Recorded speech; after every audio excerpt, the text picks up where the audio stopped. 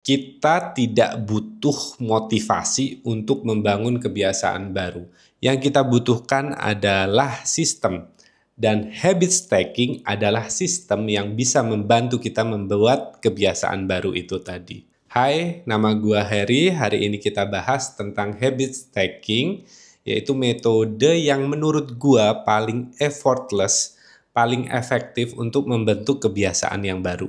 Oke, yang pertama kita perlu tahu habit stacking itu apa sih gitu. Jadi secara sederhananya habit stacking itu adalah menumpuk kebiasaan baru di atas kebiasaan lama yang biasa kita lakukan. Kayak gitu. Jadi contohnya kayak gini. Misalnya kita kan punya kebiasaan untuk sikat gigi sebelum tidur. Itu anggap adalah kebiasaan lama kita. Kemudian kita ingin punya kebiasaan baru untuk minum air putih lebih banyak. Jadi kita menumpuk kebiasaan baru di atas kebiasaan lama. Jadi setelah kita sikat gigi sebelum tidur, kita minum air putih 1 gelas. Jadi setelah kebiasaan lama, kita ikutin dengan kebiasaan baru yang ingin kita konsistensikan, yang ingin kita bentuk. Jadi kita tumpuk kebiasaan lama dulu, kemudian ditumpuk dengan kebiasaan baru. Itu sederhananya habit stacking itu seperti itu. Oke, lalu kenapa sih habit stacking ini dibilang efektif dan effortless dalam membentuk kebiasaan baru? Jadi, kenapa sih habit stacking ini bisa dibilang efektif untuk membentuk kebiasaan baru? Karena habit stacking ini menyelesaikan masalah penyebab orang-orang itu gagal dalam membentuk kebiasaan baru itu tadi. Jadi ada 3 alasan utama kenapa orang-orang tuh gagal membentuk kebiasaan baru. Dan habit stacking itu tadi bisa menyelesaikan ketiga masalah itu tersebut. Yang pertama, biasanya orang itu sangat bergantung pada motivasi saat membentuk kebiasaan baru. Sedangkan kan motivasi itu dasarnya adalah perasaan gitu, sumbernya adalah perasaan. Kadang naik, kadang turun.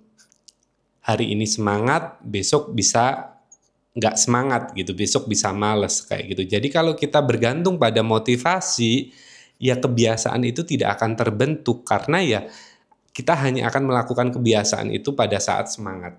Nah, habit stacking ini menyelesaikan masalah ini karena dia itu nempel di kebiasaan lama. Habit stacking itu adalah membuat kebiasaan yang baru dilakukan setelah kebiasaan lama. Kayak gitu. Jadi kebiasaan lama itu secara tidak langsung itu jadi pemicu otomatis untuk melakukan kebiasaan yang baru. Saat kita selesai sikat gigi, kemudian kita ikutin dengan kebiasaan baru yang ingin kita bentuk, yaitu misalnya minum air putih. Jadi sikat gigi itu adalah pemicu kita untuk meminum air putih. Jadi kita udah nggak butuh motivasi untuk minum air putih lebih banyak lagi. Karena secara otomatis setiap kita sikat gigi, entah itu malam hari atau setelah makan, kita otomatis harus minum air putih karena sikat gigi itu tadi jadi pemicu otomatisnya. Jadi secara tidak langsung si habit stacking itu membuat kebiasaan baru tuh nggak bergantung sama motivasi. Kemudian yang kedua, kenapa orang biasanya gagal untuk membentuk kebiasaan yang baru adalah karena ketidakjelasan atau ketidakspesifikan dari kebiasaan baru yang ingin kita bentuk.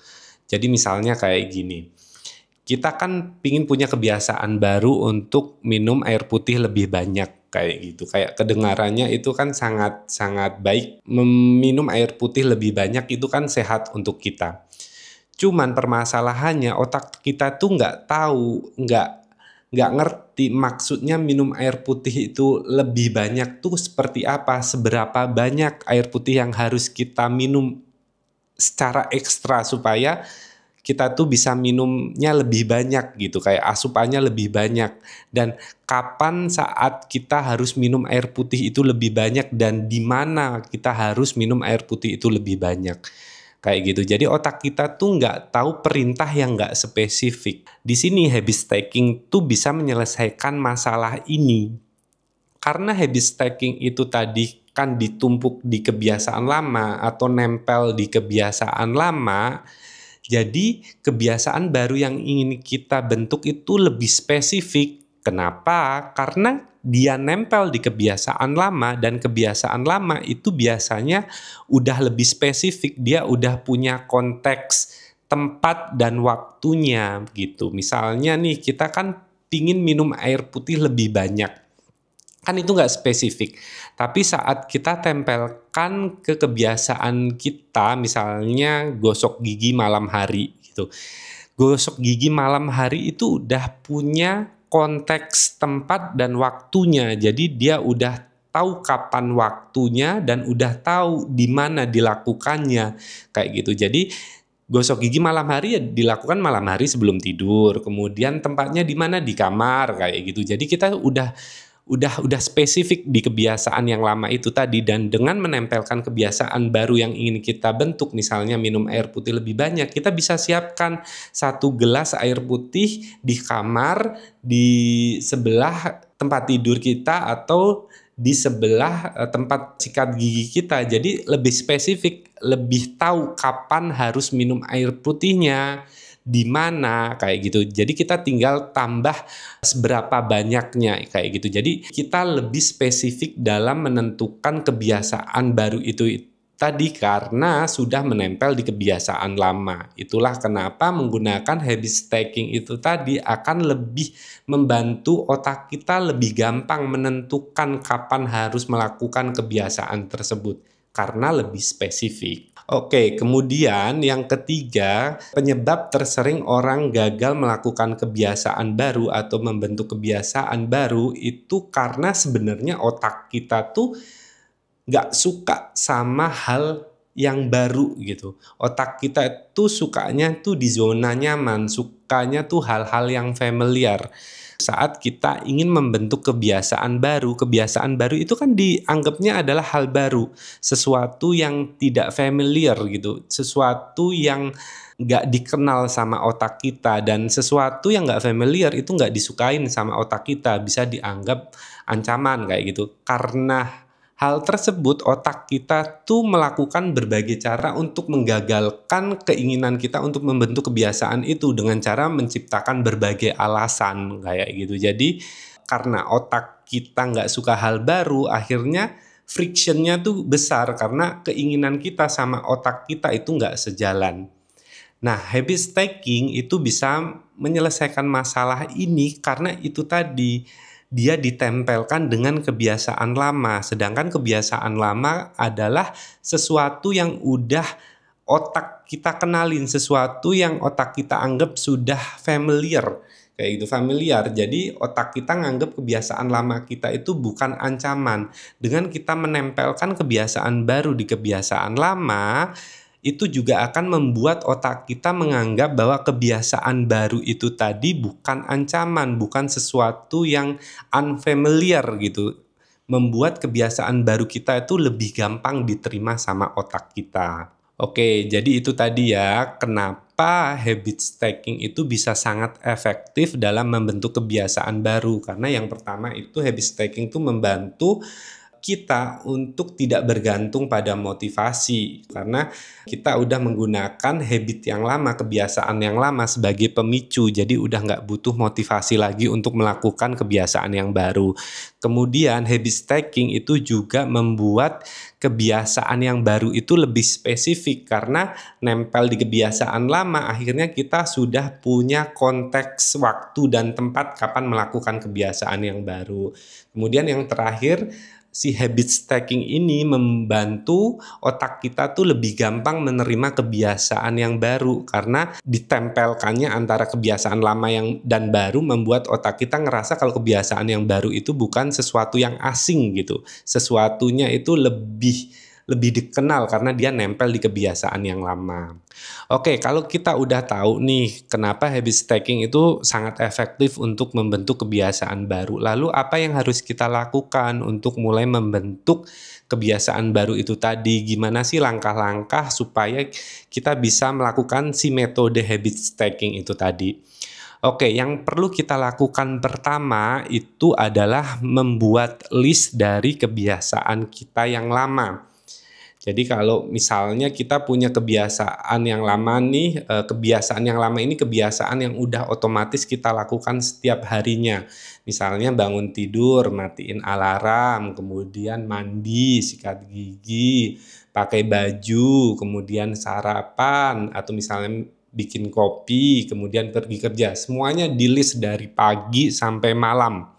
Semuanya di list. Nah, setelah kita punya listnya nih, daftar list dari kebiasaan lama yang kita punya, kebiasaan yang harian kita lakukan, kemudian yang selanjutnya adalah kita harus memilih kebiasaan baru yang mau kita terapkan, yang mau kita miliki.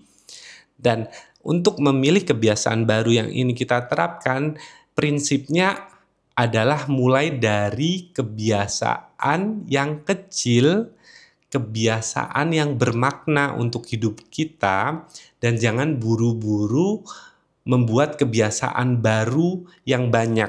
Dimulai dengan satu kebiasaan baru, kecil dan bermakna untuk hidup kita.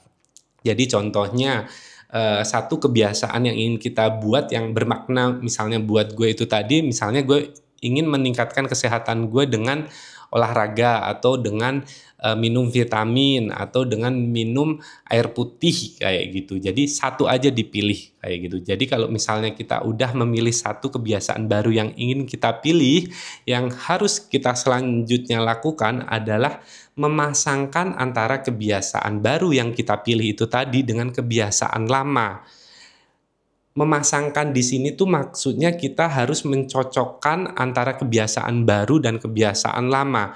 Mana nih kebiasaan lama yang memiliki frekuensi yang sama dengan kebiasaan baru, memiliki durasi yang sama, atau memiliki waktu untuk melakukannya itu yang sama.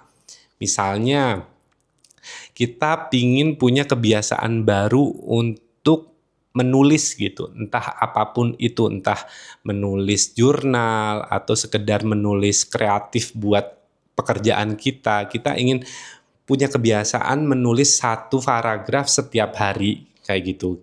Itu adalah kebiasaan yang ingin kita bentuk. Kemudian kita lihat dari list kebiasaan yang lama, kita lihat nih kira-kira ada satu kebiasaan nggak sih yang memiliki frekuensi yang mirip dengan kebiasaan baru yang ingin kita bentuk, waktunya juga nggak berbenturan, kemudian durasinya juga mirip kayak gitu. Dan setelah kita lihat, ternyata misalnya kita punya kebiasaan rutin itu adalah minum kopi di pagi hari gitu. Biasanya 15 menit sampai setengah jam gitu menikmati kopi pagi kita. Nah, kalau kita udah tahu nih kebiasaan lama kita ternyata sama nih, ada yang mirip nih. Waktu durasinya untuk minum kopi 15 menit, kemudian membuat catatan satu paragraf, menulis satu paragraf kan biasanya cuma butuh waktu menitan ya, nggak sampai jam-jaman.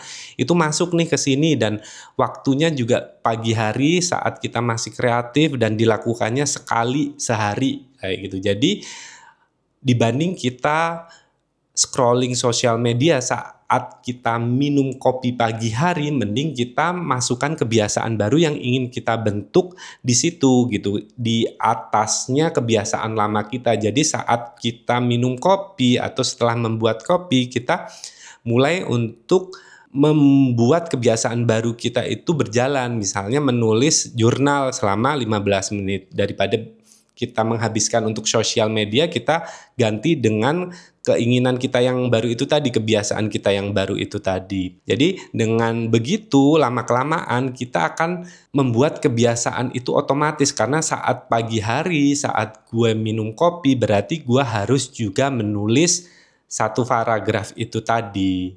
Kemudian contoh selanjutnya adalah misalnya gue pingin hidup lebih sehat, gue pingin minum vitamin setiap hari sebelum tidur. Nah, dari situ kita tarik nih, dilihat dari list kebiasaan yang lama, kira-kira kebiasaan lama mana yang bisa gue pasangkan dengan kebiasaan baru ini, minum vitamin sehari sekali malam hari. Dan ternyata setelah dilihat, sebelum gue tidur, gue punya kebiasaan untuk sikat gigi.